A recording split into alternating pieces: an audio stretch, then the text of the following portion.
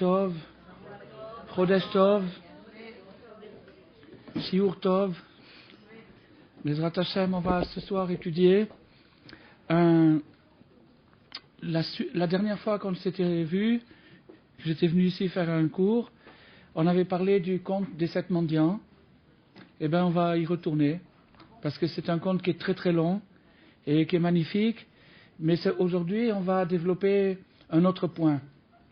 On va parler d'autre chose, mais pour avoir une base, il faut que je répète le début, il y a pas mal de gens qui ne l'ont pas entendu, il y a d'autres qui l'ont déjà entendu, l'entendront une deuxième fois. C'est le début du conte, qui est très important.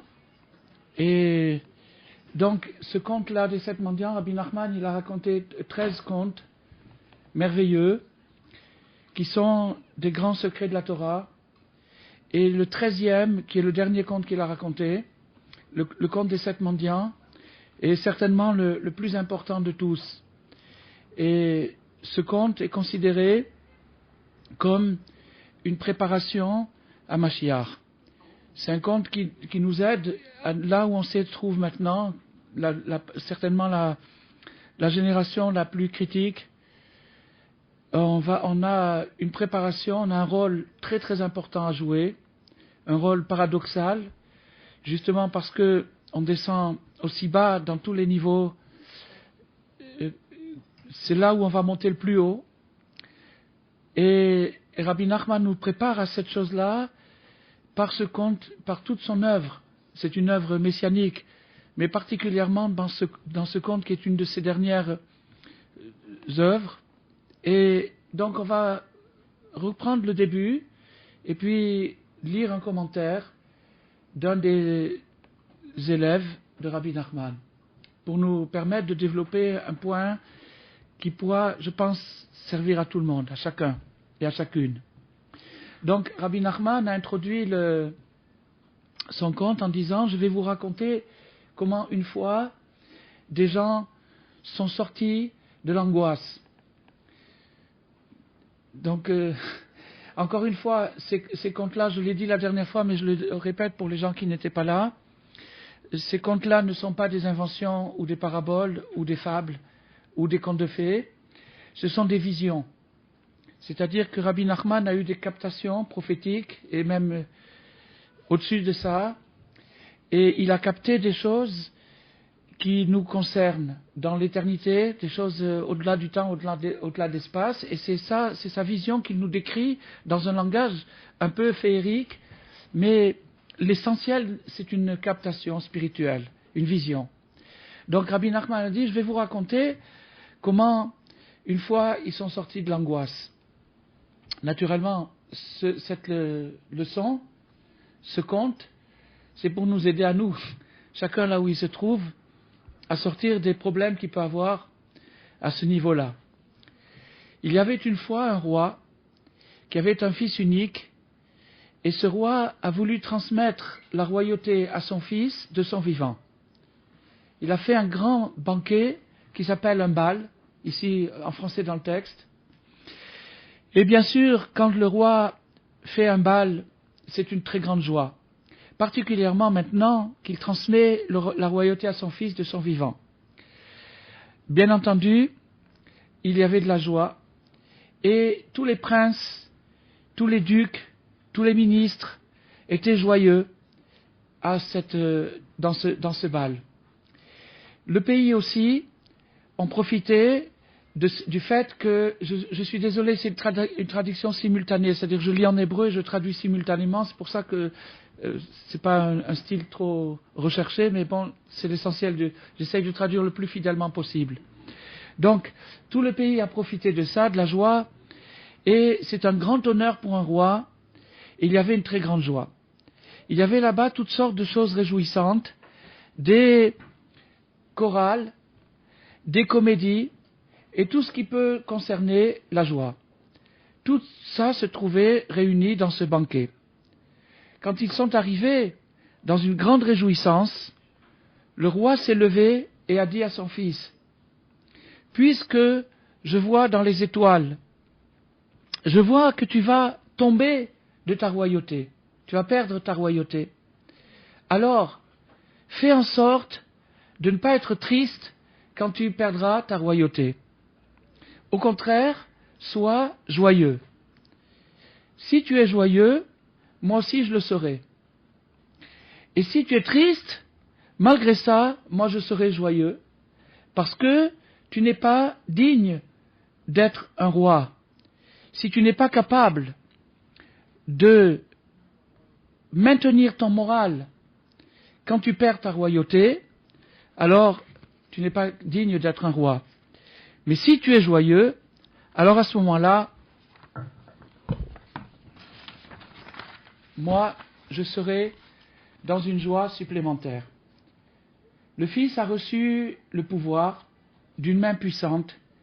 Il s'est fait des ministres, des ducs et des princes et des soldats. Et ce Fils-là, ce Fils de roi, était un grand sage qui aimait beaucoup la philosophie, et il a fait venir chez lui des savants. Et toute personne qui avait quelque chose d'intelligent, de scientifique, de littéraire, était considérée chez lui avec un grand respect. Et il leur donnait de l'honneur, de la richesse, tout ça pour la sagesse. Chacun suivant sa recherche, celui qui voulait de l'argent, il lui donnait de l'argent, celui qui voulait de l'honneur, il lui donnait de l'honneur, tout pour la sagesse. Et comme la sagesse était tellement importante à ses yeux, tout le monde s'est mis à étudier. Ils ont commencé à étudier des disciplines, des sciences, parce que chacun voulait de l'argent, ou de l'importance, ou de l'honneur. Et puisque tout le monde s'est mis aux études, ils ont oublié dans ce pays l'art de la guerre. Parce qu'ils étaient tous occupés à étudier. Jusqu'à ce que les gens, les citoyens de ce pays, sont devenus de grands érudits. Jusqu'à ce que le plus petit de ce pays était considéré dans un autre pays comme quelqu'un de savant.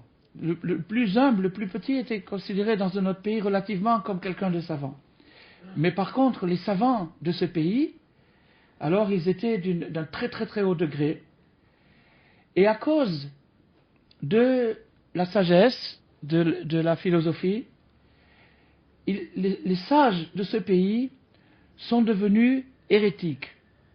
Hérétiques, ça veut dire qu'ils ont perdu la foi.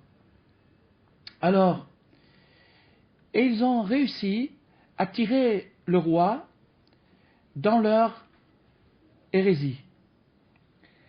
Par contre, les gens simples dans ce pays, eux, n'ont pas perdu la foi, parce que toutes les théories philosophiques étaient tellement compliquées que les gens simples ne les comprenaient pas, donc ils n'ont pas perdu la foi.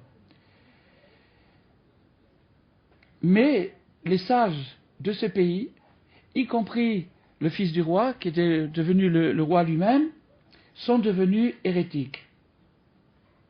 Et le fils du roi, parce qu'il avait en lui quelque chose de bon, parce qu'il était né avec un bon caractère, et qu'il était droit, il se rappelait souvent, il se disait souvent, où suis-je sur terre? Qu'est-ce que je fais là? Et il se lamentait, il gémissait et il soupirait d'être tombé dans ces pièges-là et de s'être tellement égaré. Il soupirait très fort. Mais tout de suite, aussitôt, quand il utilisait de nouveau son cerveau, sa tête, de nouveau, il se renforçait dans l'hérésie, dans la philosophie, dans la picorsoute.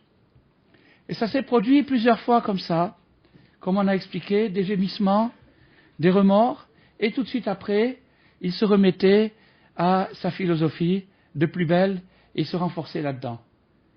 Ici, Rabbi Nachman interrompt le conte et passe tout à fait à un autre sujet qui semble ne pas avoir de rapport avec avec cette partie du récit. Donc ce récit est interrompu et Rabbi Nachman n'a jamais raconté la fin de ce récit. Qu'est-ce qui s'est passé après avec ce roi? Qu'est-ce qu'il est devenu? Et Rabbi Nachman n'en parle plus. Et après ça, Rabbi Nachman nous dit qu'il y avait une fois une fuite, des gens qui ont fui un pays. Et en fuyant ce pays, ils ont perdu un petit garçon et une petite fille dans la forêt. Ce petit garçon et cette petite fille, qui se sont trouvés perdus sans manger, sans boire, sans rien du tout, ont commencé à supplier, à prier. Et d'un seul coup, ils ont vu un mendiant qui s'est approché d'eux et qui leur a donné du pain et qui les a bénis. Et ils se sont rendus compte que ce mendiant était aveugle. Après ça, un autre mendiant est venu, un mendiant sourd, etc. Les 7 mendiants. Et chaque mendiant a donné une bénédiction au petit garçon et à la petite fille. Et la bénédiction qu'il leur a donnée, c'est de devenir comme lui. Bon, alors après, Rabbi Nachman nous dit que le petit garçon et la petite fille sont sortis de la forêt. Ils ont commencé à faire du porte-à-porte, à ramasser aller dans les villages, de ramasser comme ça. Et ils sont devenus des véritables mendiants. Et après ça, comme ils ont été acceptés dans la corporation des mendiants, ils ont juré de ne jamais se quitter, et les mendiants ont eu l'idée de les marier. Donc ils ont préparé un mariage, mais bien entendu ils n'avaient rien pour le mariage, alors qu'est-ce qu'ils ont dit? On va les mendier pour du pain et de la viande pour faire un beau mariage. Ils ont creusé un trou, et dans ce trou-là, ils ont fait le mariage, ils ont couvert avec des roseaux, avec de la poudre, et de la terre, etc., des détritus, et ils ont fait le mariage, et le mariage était exceptionnellement réussi avec une joie immense. Pendant le mariage, le petit garçon et la petite fille qui maintenant ont un peu grandi, se sont mariés, c'est leur mariage, ils ont langui tellement fort le mendiant qui les avait sortis, qui leur avait donné à manger du pain dans la forêt, le mendiant aveugle. Ils ont dit, s'il pouvait être ce soir à notre cérémonie, et le voici qui a dit, je suis là, et la première fois je vous ai béni, et maintenant je vous donne en cadeau mon don, mon pouvoir, je vous le donne cette fois-ci en cadeau, et vous pensez que je suis mendiant, mais je ne suis pas mendiant, vous pensez que je suis aveugle, mais je ne suis pas aveugle du tout, au contraire, parce que j'ai une vision tellement puissante, et que le monde, ce monde-ci, est tellement insignifiant à mes yeux, que j'ai l'air d'être aveugle. En vérité, je ne suis pas aveugle du tout. Etc. Chacun, donc il les a bénis, il leur a donné maintenant un don, un cadeau, son pouvoir. Il leur a transmis le pouvoir. Petit à petit, graduellement, les 7 jours du festin, du mariage sont passés, les Shiva Brachot, et chaque jour déroule un nouveau mendiant qui arrive et qui vient dans l'ordre où ils étaient intervenus dans la forêt, qui vient pour donner son cadeau de mariage à ce jeune couple. Et Rabbi Nachman, dans chacun des récits, nous raconte le dévoilement de ces mendiants et comment, à travers un récit dans le récit, et des fois un récit dans le récit dans le récit, à travers ce récit, Rabbi Nachman nous montre comment, en vérité, le monde est complètement à l'envers, et qu'en vérité, quelqu'un qui a l'air d'être infirme, il y a des chances qu'il soit le plus fort dans ce domaine-là, parce que le monde est à l'envers, il faut pratiquement inverser tout pour avoir la vérité. Donc, en vérité, ces mendiants-là, c'était les gens les plus heureux du monde, c'était les gens les plus sages du monde, c'était les gens les plus justes du monde, et aussi les plus puissants, qui possédaient un pouvoir et qui étaient capables de transmettre ce pouvoir à qui savait s'approcher d'eux. Naturellement, Rabbi Nachman s'adresse à chacun et à chacune sans exception, puisque c'est une préparation à Mashiach, et qu'il est important de le souligner. Il y a beaucoup d'aspects dans Mashiach. Mashiach, c'est une âme qui existe avant la création du monde. Et donc, c'est pas quelque chose, c'est pas un personnage limité historique, c'est une puissance que Dieu a fait rentrer dans le cosmos pour pouvoir réparer tous les dégâts du monde. Et donc, ce qui est important dans le Mashiach, c'est surtout le Mashiach personnel. C'est-à-dire l'élément qu'on a chacun en nous qui peut sauver toute la personne. On a chacun, on traverse chacun de nous des toutes sortes de péripéties dans la vie, des hauts et des bas. Et il y a des destructions, il y a des constructions. Il y a 28 ans d'après Shlomo Meller, 28 sortes de temps, 28 sortes de péripéties qui peuvent arriver dans la vie d'une personne. Mais il existe un point messianique au fond de nous qui est le point grâce auquel on peut tout récupérer et tout réparer. C'est ça ce qui s'appelle Mashiach. Donc, quand Rabbi Nachman nous prépare à Mashiach, bien entendu, c'est d'une manière générale et mondiale au niveau universel, au Mashiach que nous attendons tous, mais surtout et avant tout au Mashiach personnel, la Géoula personnelle, la rédemption personnelle, quand la personne arrive à récupérer ses erreurs et parfois même grâce aux erreurs elles-mêmes. Donc, Rabbi Nachman nous fait bon, il y a un petit détail que j'ai oublié de dire, c'est que quand le roi au début a dit qu'il voyait dans les étoiles sont aussi au nombre de 7. Il y a les 7 étoiles, les 7 jours de la semaine, qui sont les 7 étoiles principales du système solaire. Ces étoiles-là sont des puissances que Dieu a mis dans le monde pour pouvoir influencer notre passage sur Terre.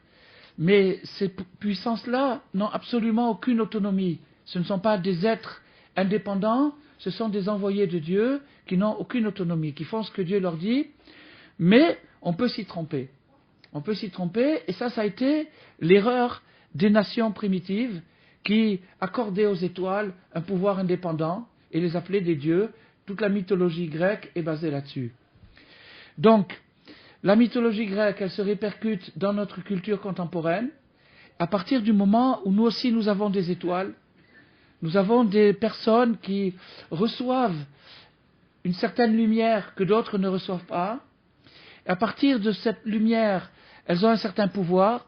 Et à partir de ce pouvoir, la plupart des gens autour d'eux s'inclinent devant eux et se soumettent à ce pouvoir-là. Et ça, c'est l'idolâtrie. C'est ça l'hérésie. De là, la déception. Et de là, l'angoisse. Donc, les 7 jours de la semaine, c'est 7 jours d'angoisse. Le dimanche, lundi, mardi, mercredi, jeudi, vendredi, ce sont des étoiles qui se succèdent. Bon, naturellement, il y a un rapport avec le zodiaque, mais ces étoiles se succèdent, influent sur notre terre. Si nous leur donnons un crédit, c'est-à-dire si nous nous soumettons à ces pouvoirs, dans la mesure de soumission, c'est l'angoisse. Si au contraire on se libère de ces influences, à ce moment-là, on retrouve la joie. Rabbi Nachman, en disant que le roi voyait dans les étoiles, nous fait une allusion, presque un clin d'œil, en nous disant, il y a 7 étoiles et il y a 7 mendiants. Les 7 mendiants sont les guérisseurs qui vont vous arracher à l'angoisse des étoiles. L'angoisse des étoiles, c'est-à-dire la soumission au sort et à la fatalité. Quand on croit qu'il y a un zodiaque, qu'il y a une fatalité, que je suis condamné à tel ou tel ou tel, parce que je suis né tel jour et telle date et telle heure, c'est une fatalité qui est angoissante. Quand j'arrive à m'en libérer, c'est-à-dire à ne plus croire du tout qu'il y a une obligation, à ce moment-là, je suis libéré et je retrouve la joie. Le 7e mendiant, c'était celui qui n'avait pas de pied. On ne sait pas exactement comment il était infirme des pieds, mais Rabbi Nachman nous disait c'est le mendiant sans pied. Chacun des mendiants est un infirme qui, en vérité, comme je l'ai expliqué, son infirmité cache sa qualité. Il a transformé son manque en valeur, en qualité, en plus.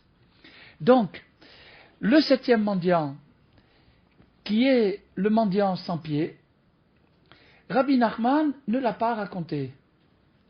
Il a interrompu le récit à la fin du 6e mendiant et il a dit, de maintenant jusqu'à Mashiach, on ne saura pas quel est ce mendiant sans pied. Alors, on reste un peu sur notre faim, on reste un petit peu surpris que ce mendiant-là, qui, d'après ce que nous allons voir, c'est le thème du cours de ce soir, c'est le plus important, c'est celui dont nous avons le plus besoin.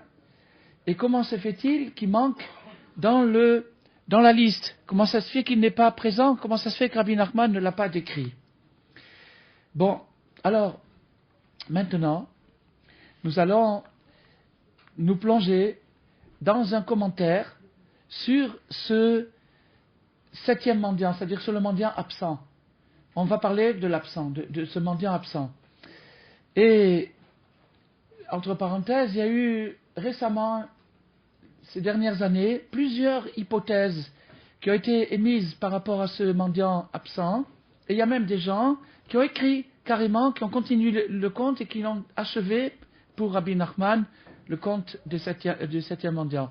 Nous allons maintenant proposer une hypothèse qui a été émise par un des grands disciples de Rabbi Nachman, Rabbi Avraham de Tulchin.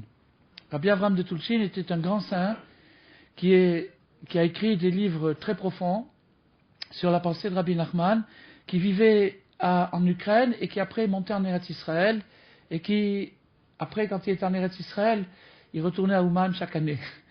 Mais à l'époque, il n'y avait pas d'avion, il retournait en bateau. Bon, il a fait 17 fois le voyage. Et qu'est-ce qu'il faisait quand il rentrait à Haïfa dans le bateau?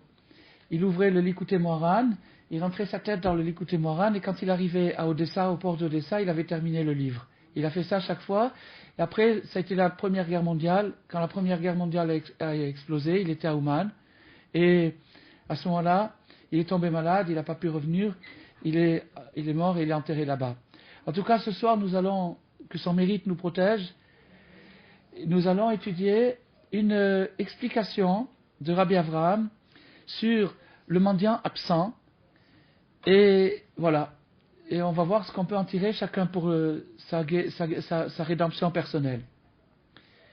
Je vais proposer à ceux qui réfléchissent, d'après mon humble opinion, à propos du fils du roi qui est tombé dans l'hérésie, qui est expliqué au début des 7 mendiants. Et que Rabbi Nachman, dans son humilité, sur laquelle je m'appuie pour pouvoir écrire, nous a permis de rentrer notre tête dans ses paroles et dans son enseignement, dans ses conversations et dans ses contes, qui sont des choses extraordinaires, et que par la force de son élève, et les tzadikim, les justes, sont beaucoup plus puissants après leur mort que de leur vivant, parce qu'ils sont dépouillés de leur corps, ils n'ont plus les limites qu'ils ont quand ils sont vivants. Quand ils sont vivants, ils sont, pour ainsi dire, obligés de se soumettre à certaines règles, tandis qu'une fois qu'ils sortent de ce corps, de ce monde, ils ont un pouvoir beaucoup plus étendu, et de pouvoir faire de nous des instruments d'une symphonie merveilleuse, justement, avec des gens comme nous, de nous faire jouer, de faire sortir de nous une musique extraordinaire. C'est ça le but du cours de ce soir. Donc, si j'ose dire, j'aurais avancé l'idée que bien que Rabbi Nachman n'a pas raconté l'histoire du 7e mendiant, mais que l'histoire du fils du roi, qui est au début du conte, c'est-à-dire ce que nous avons raconté ce soir, j'ai raconté l'histoire du fils du roi, est liée avec le 7e mendiant. Donc ici nous avons une découverte, nous avons un rapprochement que Rabbi Avraham fait entre le début de l'histoire, qui, comme je vous l'avais dit, semble ne pas avoir de rapport avec la suite de l'histoire, et la fin qui est manquante. Donc, entre la fin qui est manquante et le début de l'histoire, il y a un lien qui va s'établir, et grâce à ce lien, on va pouvoir apprendre quelque chose de très important. Car, malgré que l'histoire ne sera racontée que dans le 7e millénaire, il est permis déjà, par anticipation, d'en parler et d'attirer un petit quelque chose, par anticipation, quelque chose qui vient de la couronne suprême. La couronne suprême, c'est le degré d'unification. Le degré d'unification, vous savez tous qu'il y a Mashiach ben David, Mashiach ben Yosef. Mashiach ben David, c'est celui qui cherche le mal dans le bien pour l'extraire. Mashiach ben Yosef, c'est celui qui cherche le bien dans le mal pour le faire monter. Donc c'est tout à fait l'opposé. Donc si vous voulez, vous avez une espèce de guerre entre les deux Mashiach. Il y a un Mashiach qui va dans le mal et qui cherche le bien, et il y a un Mashiach qui va dans le bien et qui enlève le mal. quand il y aura la révélation de Mashiach, c'est quand il y aura l'unification des deux. Quand les deux ne feront qu'un, alors là, il n'y aura plus aucun problème sur terre, il n'y aura plus aucune guerre sur terre. La racine de toutes les disputes et de toutes les guerres vient de ce décalage. Donc ça s'appelle la couronne suprême. Donc je vais me permettre d'avancer une théorie, puisque Rabbi Nachman nous a parlé de ces mendiants, et que le mendiant qui avait, par exemple, il y avait un mendiant qui avait un cou tordu, alors justement, avec sa voix, il répare tout. Le bossu, il y a un mendiant bossu, ce mendiant bossu, il est pas du tout bossu. Comme Rabbi Nathan nous a expliqué, le mendiant aveugle, celui dont on a parlé la dernière fois, dans le dernier cours qu'on avait fait, on avait parlé du mendiant aveugle.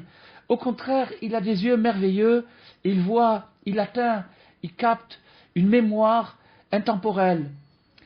Et tous ces anciens qui ont été cités là-bas, et toute la mémoire entre les yeux, la mémoire entre les yeux, c'est un petit peu ce qui s'appelle l'œil central. Et tout ça, c'est lié avec la mitzvah des téphilines, c'est des choses très très profondes. Le sourd, qui n'était pas du tout sourd du tout, mais seulement comme il n'entendait pas les voix qui proviennent d'un manque, et comme la majorité des sons proviennent d'un manque, lui il n'entendait pas tout ça, il avait l'air d'être sourd, mais au contraire, il était très très heureux, et il arrivait même, dans son bonheur, à réparer les gens qui étaient tombés dans une angoisse totale. Après, il y a le bègue, qui, au contraire, avec le fait qu'il était bègue, avait une parole merveilleuse, et il pouvait créer le temps, etc. Et arriver à soutenir le cœur, la source, etc. Tout ça, c'est des allusions qui sont revues dans le conte. Si vous l'avez à la maison, vous pourrez lire, faire la révision, ça vous ouvrira des portes. Alors maintenant, ainsi qu'il est dit dans le Likutei Moharan, que quand on danse avec ses pieds, parce qu'on est joyeux, on arrive à faire remonter la foi. La foi, c'est un sentiment. La foi, c'est un sentiment, et c'est le sentiment le plus important. Pourquoi est-ce que c'est le sentiment le plus important? Sur un plan religieux, ça se comprend. Quand on a la foi, on est lié. Même s'il y a des difficultés, il y a un lien qui est créé avec le divin. Et quand on ne l'a pas, on est détaché. Mais, à part la foi en Dieu, c'est-à-dire l'aspect religieux de ce sentiment, il y a un autre aspect, c'est la foi en soi-même. De croire en soi-même. Quand on a la foi en soi-même, on est attaché par cette foi à la partie la plus haute de notre personnalité, c'est-à-dire à la partie messianique, à la partie qui est capable de récupérer tout le reste. Quand on perd la foi en soi, à ce moment-là, on est détaché de cette partie-là, et alors on est livré aux parties physiques, terre à terre, et aux lois des étoiles, c'est-à-dire à la fatalité. Donc, quand le fils du roi a perdu la foi, c'est ce que nous avons raconté dans le début du récit, quand il a perdu la foi, en vérité, il a perdu tout à la fois la foi en Dieu et la foi en soi-même. Perdre la foi en soi-même, c'est ce qui s'appelle le désespoir, se décourager. Il y a une statistique américaine suivant laquelle 80% des enfants perdent la foi en eux-mêmes à l'âge de 10 ans. Le système est ainsi fait, l'éducation ou l'anti-éducation est ainsi faite que l'enfant, en confiance en lui, Dieu a créé l'enfant, il a confiance en lui. Il voit que quand il crie, on lui répond, on lui amène à manger. Donc il a confiance en lui, il a un pouvoir, il peut changer les choses, il peut influencer les adultes autour de lui. Donc il a confiance en lui-même. Petit à petit, l'éducation ou la mauvaise éducation déforme le caractère de l'enfant et lui font perdre la confiance en lui-même. Seulement 20% de la population survit à cette statistique. Donc, Rabbi Nachman, c'est l'essentiel de son message, de nous rendre la foi en nous-mêmes, de nous refaire croire en notre potentiel, à la force que nous possédons à l'état virtuel et que nous pouvons développer. Mais la première condition pour la développer, pour songer à y développer, c'est d'y croire. Si on y croit, il y a une chance de le développer. Si on n'y croit pas, on ne sait même pas que ça existe. La plupart des gens, tout ce que je dis ce soir, ne savent pas que ça existe. C'est pas connu. Donc, Rabbi Nachman, maintenant, ne nous donne pas simplement une théorie. Une théorie, c'est-à-dire qu'il faut avoir confiance en soi-même, il faut avoir la foi dans Dieu, la foi dans son message prophétique et la foi en soi-même. Rabbi Nachman nous donne une méthode.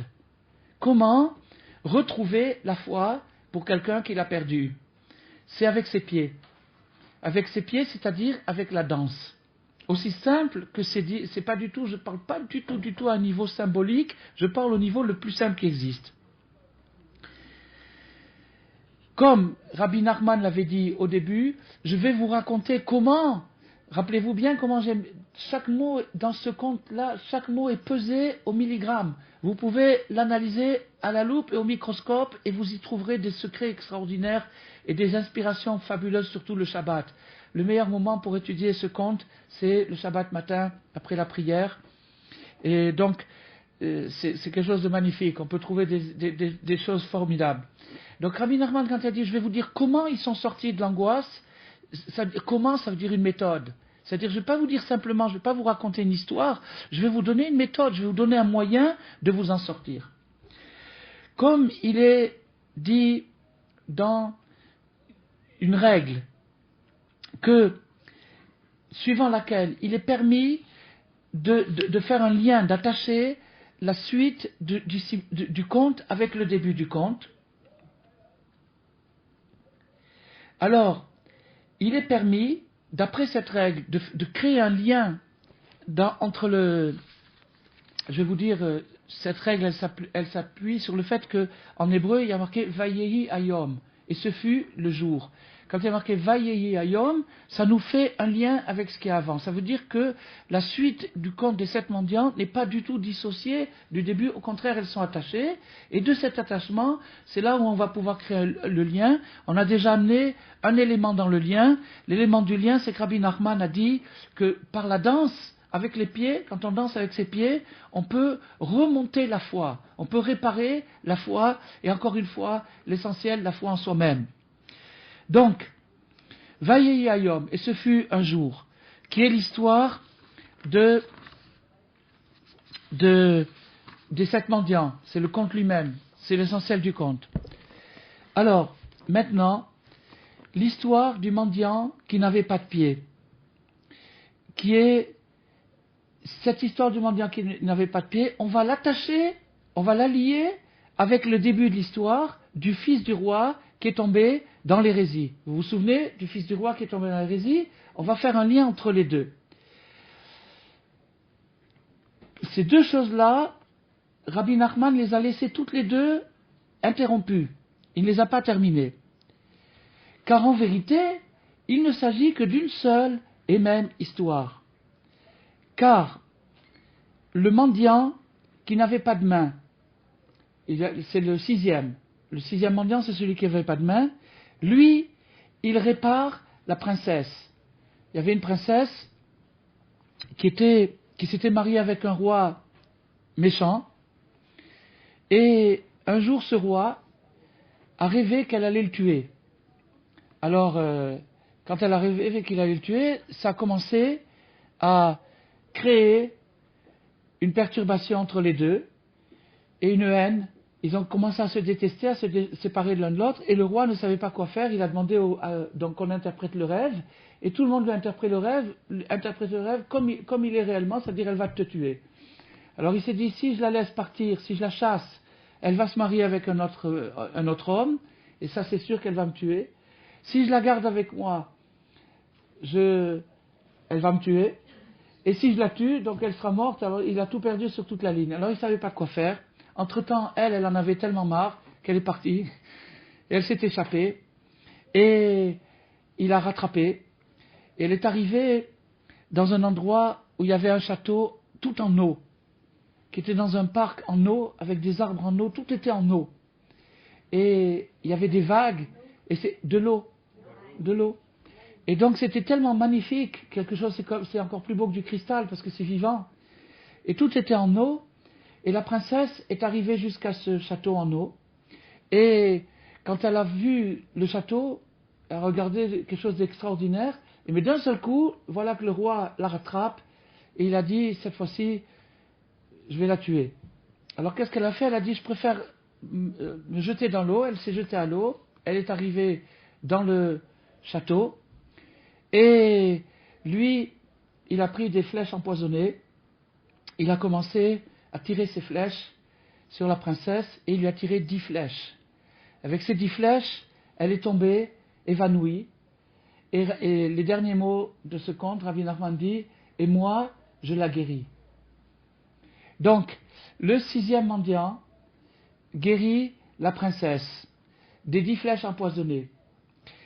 Et ce mendiant qui n'a pas de pied, non, de pied, donc celui qui n'a pas de bras, lui, il guérit la princesse. Mais maintenant, celui qui n'a pas de pied, lui, avec, oui, c'est le 7e, donc avec la danse et les rondes, avec ses pieds, il répare le prince, le fils du roi. Donc Rabbi Avraham, maintenant il a fait un rapprochement entre le prince du début et la princesse de la fin, et il a dit que c'était le couple, et donc maintenant, les deux mendiants, le mendiant sans main, il guérit la princesse, et le mendiant sans pied, il guérit le roi. Donc, le fils du roi, de quoi il le guérit? Il le guérit du manque de foi. Il a perdu la foi, et il en souffrait, puisqu'il avait des fois des remords de conscience, il se demandait qu'est-ce qu'il faisait sur terre, il n'était pas bien dans sa peau, il avait envie de guérir. Donc, Rabbi Nachman nous dit, la période que nous vivons actuellement s'appelle Ikvata de Mashiach, c'est-à-dire les talons du Messie. Les talons, pourquoi cette période, notre période contemporaine, la période qui prépare la Géoula, s'appelle les talons du Messie. Pourquoi ça s'appelle les talons du Messie? Parce que historiquement, toute l'histoire est considérée comme une stature humaine. Il y a une tête, et un corps, des pieds et des talons. Les talons, c'est la partie la plus basse et la plus lointaine de l'être par rapport à la tête. Donc, notre stature historique, notre présence historique s'appelle les talons du Messie. Donc, l'âme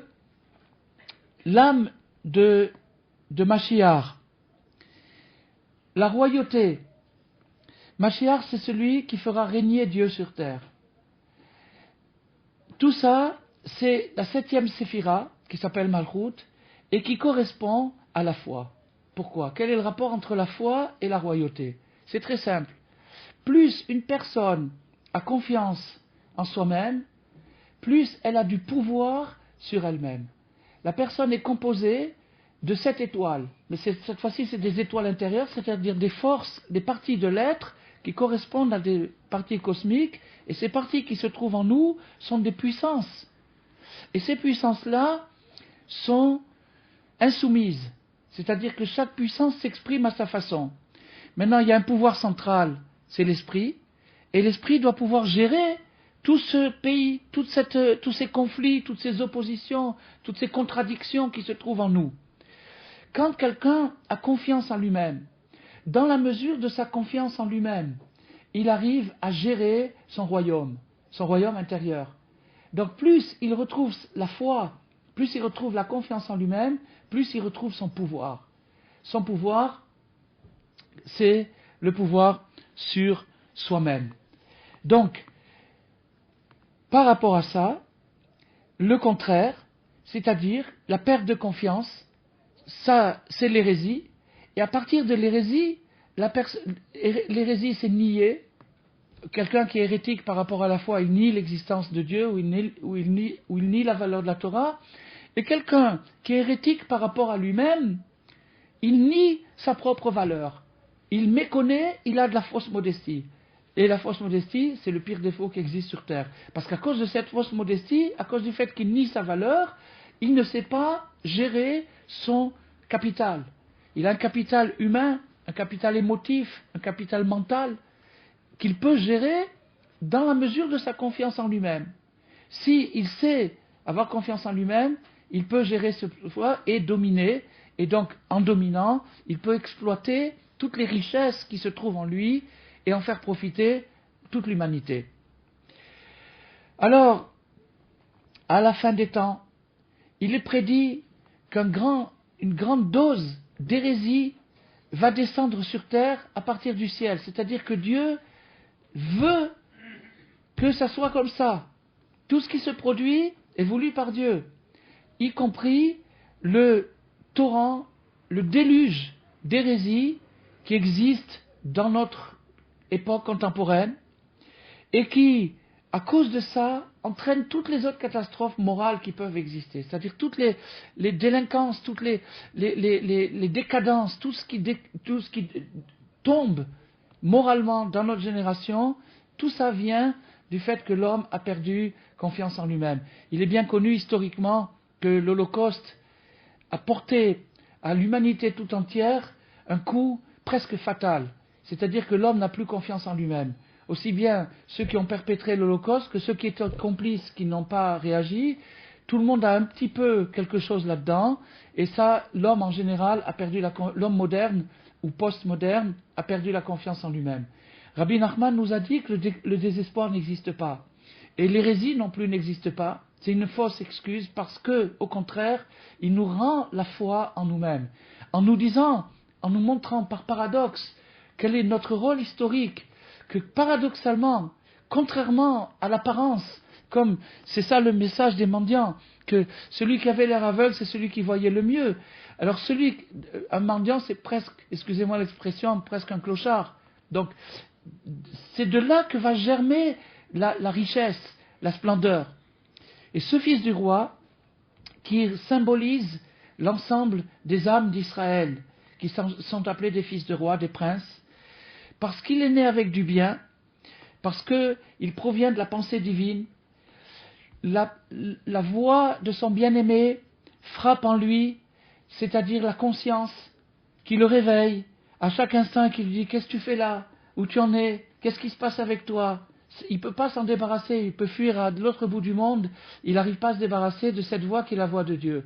La voix qu'il y a dans notre conscience, c'est la voix de Dieu. Seulement, il faut savoir l'écouter, il faut savoir la prendre à sa juste mesure, parce que des fois, dans l'interprétation, dans le fait qu'elle passe dans notre sensibilité, elle peut être exagérée d'une manière ou d'une autre. Mais en attendant, c'est la voix d'Hachem. Donc, il se rappelle, où suis-je sur terre? Qu'est-ce qui se passe avec moi?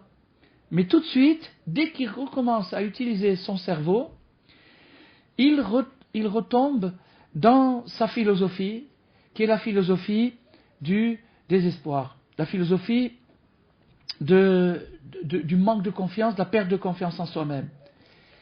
Et c'est pour ça qu'il perd son pouvoir, et c'est ça que le roi avait vu au début, il perd son pouvoir, c'est-à-dire qu'il perd le contrôle sur lui-même, il n'a plus de contrôle sur lui-même, il n'arrive plus à se dominer. Mettons qu'il dit, on va tourner à droite et il tourne à gauche. Ça nous arrive très souvent dans une journée. Mettons qu'il dit, réponds pas au téléphone, il répond quand même. Mettons qu'il dit au contraire, maintenant réponds au téléphone, il y répond pas. Ça veut dire qu'il ne s'obéit pas. Et il voudrait que d'autres personnes lui obéissent, mais lui-même, il n'arrive pas à s'obéir à lui-même. Pourquoi? Parce qu'il a perdu confiance en lui-même. S'il avait confiance en lui-même, il saurait quelle valeur il possède, et s'il savait quelle valeur il possède, cette connaissance serait le début de l'exploitation de cette valeur. Il pourrait utiliser cette valeur, et il pourrait réellement faire des conquêtes sur lui-même. C'est pourquoi on a bien expliqué donc ce soir quel est le rapport entre la foi et la royauté.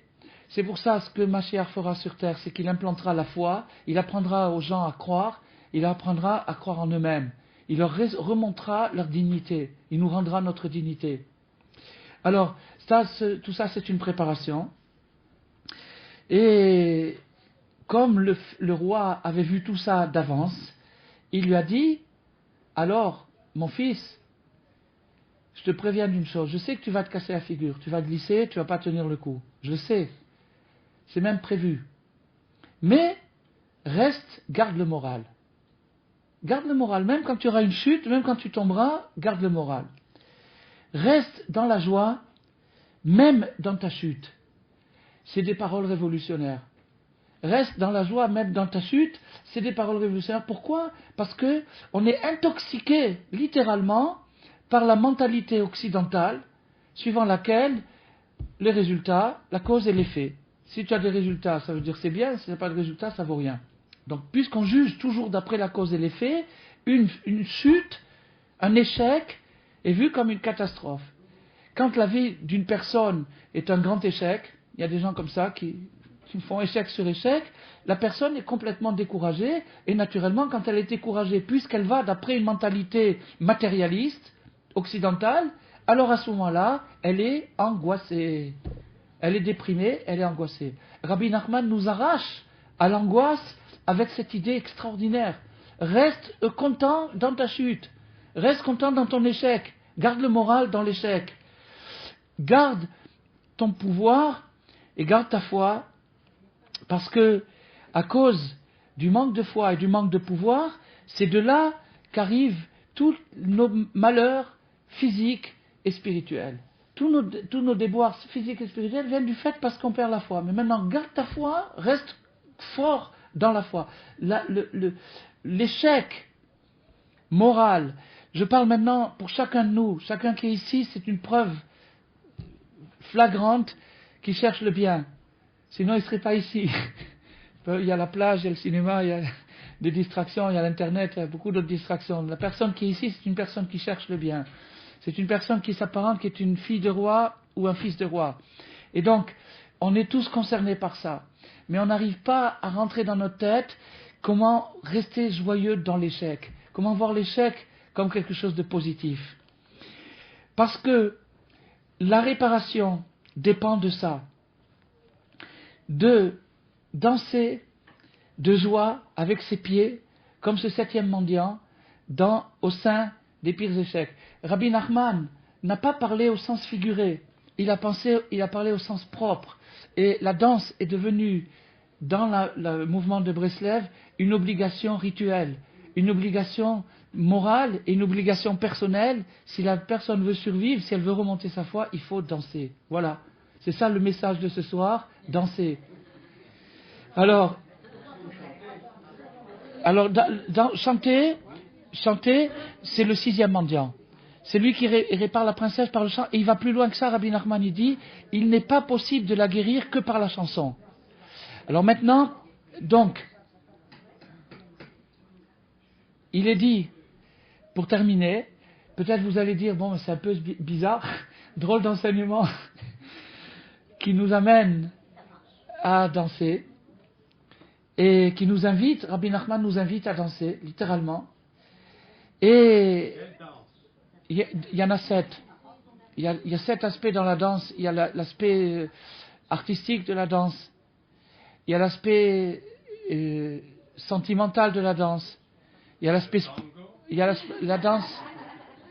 Il y a l'aspect sportif dans la danse. Il y a l'aspect thérapeutique. On peut guérir beaucoup de maladies, on peut rétablir des circulations d'énergie grâce à la danse. Ceux qui savent le faire, par des mouvements de danse, peuvent vraiment arriver à des guérisons, vraiment à guérir. Il y a aussi... C'est bientôt fini, j'en ai encore pour 2 minutes. Bon, merci. Donc, il y a l'aspect spirituel de la danse qui est connu dans certaines peuplades, qui peuvent rentrer en transe, qui arrivent à se déconnecter de l'environnement par des mouvements de danse, par certaines danses. Ils arrivent à rentrer en transe, arriver à un... Et en fait, la 7e danse, c'est la danse messianique. La danse messianique, la plus belle illustration de la danse messianique qui existe, c'est la coutume qui existe dans certaines communautés. Quand il y a un mariage, à la fin de la soirée, on fait venir la mariée, elle s'assoit à côté du marié, et on fait venir un tzaddik, s'il y en a dans l'assistance, et il danse avec la kala. Il prend une ceinture ou un foulard, et il donne, la kala prend le foulard, et le tzaddik prend le foulard, et il danse avec elle. Il lui fait passer cette énergie, il lui transmet cette énergie d'avoir confiance en elle, d'avoir confiance en son pouvoir, de se guérir par la joie, et de savoir que tous les échecs sont des tremplins pour la réussite. C'est-à-dire que le message de ces 7 mendiants, c'est comment faire que le manque devienne un plus. Comment transformer le manque.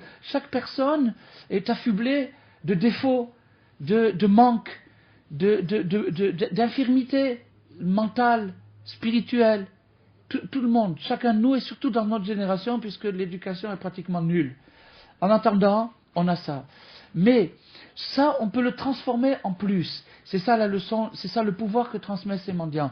Il est certain, sûr et certain, que toute personne qui prendra ce conte sérieusement et qui le lira régulièrement et qui le racontera à d'autres personnes, verra des guérisons extraordinaires. Les méthodes sont très simples, très très simples. Tout ce qu'on a dit ce soir, c'est à la fois très très profond, mais aussi très très simple. Et c'est plus que terre à terre, c'est mamage sur le sol.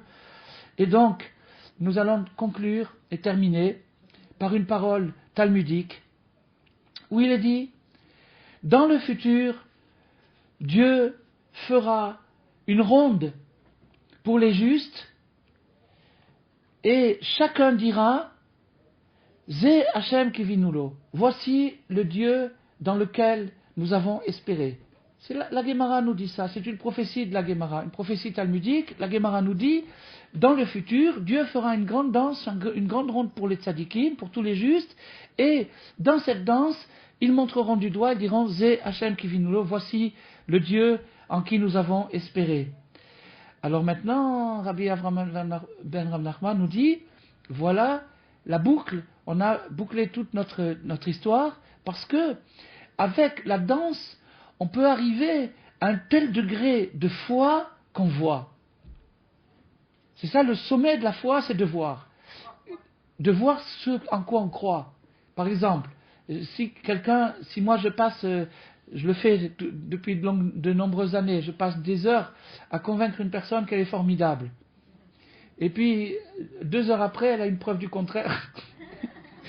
Donc, ça détruit toutes mes théories. C'est complètement, j'ai pu lui raconter, ou à moi-même, j'ai beau me raconter, etc. Rabbi Nachman, il a dit que tu es formidable, tu as un potentiel, tu as un Mashiach, tout ça c'est très beau et très mignon, jusqu'à la preuve du contraire. Et dès qu'il y a la preuve du contraire, ça y est, c'est la rechute et c'est le découragement. Quand on arrive à danser, on arrive à une extase permanente qui nous fait voir ce en quoi on croit, le voilà, Zé Hachem, voilà Dieu, il est en moi. De voir ce en quoi on a cru. La transformation que la danse fait sur l'être, la danse et le chant bien entendu, puisque le chant c'est ce qui va animer la danse, c'est de voir, de constater, de comprendre ce en quoi on a cru. Donc au début ce qu'on nous demande c'est d'avoir confiance en nous-mêmes, d'avoir confiance dans le tzaddik. Le tzaddik nous dit, tu es valable, tu es quelqu'un de formidable, tu as un potentiel messianique, chacun de nous, sans exception, a cette force-là. Mais au début, d'accord, je viens croire puisqu'il le dit, il doit avoir raison, il doit avoir quelque chose que je ne vois pas. Après, j'ai des preuves du contraire, et dès que j'ai des preuves du contraire, je mets en doute la parole du tzaddik.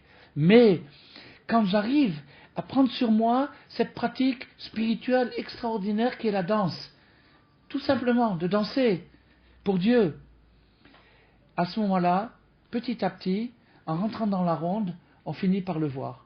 Ça veut dire quoi? Ça veut dire par constater que réellement ce n'était pas des paroles en l'air, mais au contraire, que ce que j'ai pris pour un défaut chez moi, au début, c'était en vérité l'essentiel de ma qualité.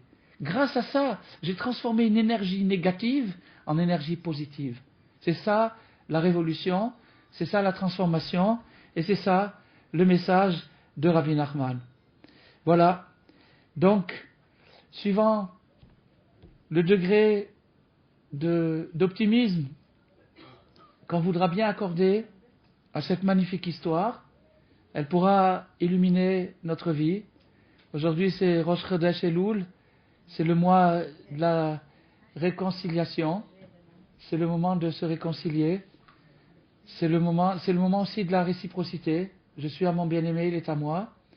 Et pour ainsi dire, Rabbi Nachman nous a tendu une perche et nous a ouvert un horizon, et je souhaite à chacun et à chacune de prendre ces paroles à cœur et d'en profiter pour un grand bonheur.